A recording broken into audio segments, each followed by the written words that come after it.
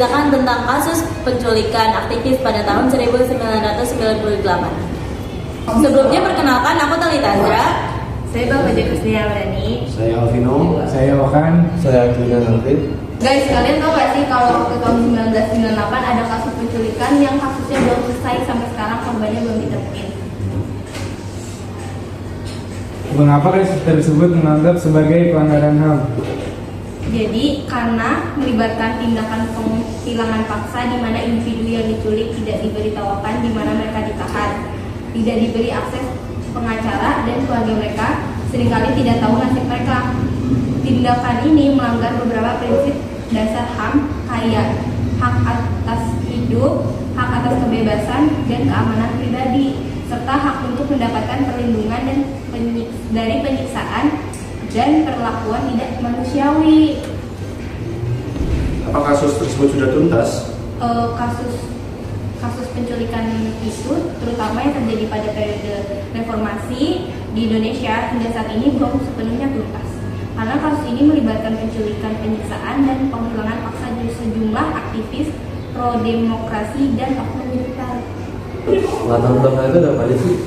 Jadi latar belakang yang pertama itu ada krisis ekonomi. Di Indonesia mengalami krisis ekonomi parah pada akhir 1997 yang menyebabkan nilai rupiah jatuh dan inflasi melonjak.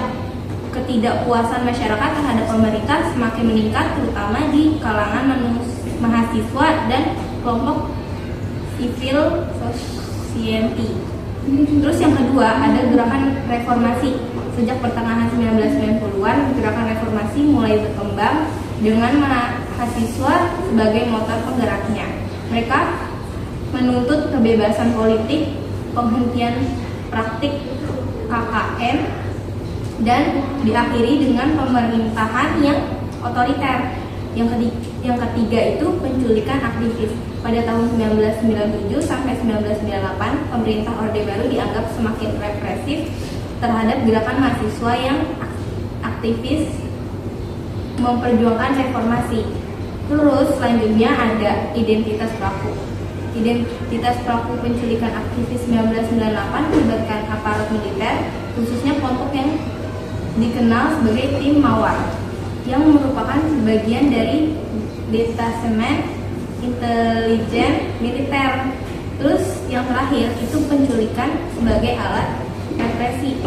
Penculikan tersebut seringkali dianggap sebagai cara pemerintah untuk membungkam kritik dan mempertahankan kekuasaan. Guys, kalian ada harapan atau saran atas kasus ini nggak sih? Ada saran gua kalau bisa kasus ini diusut sampai tuntas.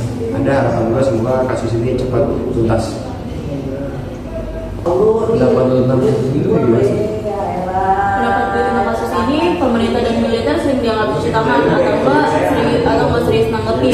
Padahal Komnas HAM udah bilang ini pelanggaran HAM berat, tapi rekomendasinya nggak pernah dijelasin. Di masyarakat ada yang masih peduli, tapi banyak juga yang udah lupa. Intinya kasus ini jadi bukti reformasi yang pelan.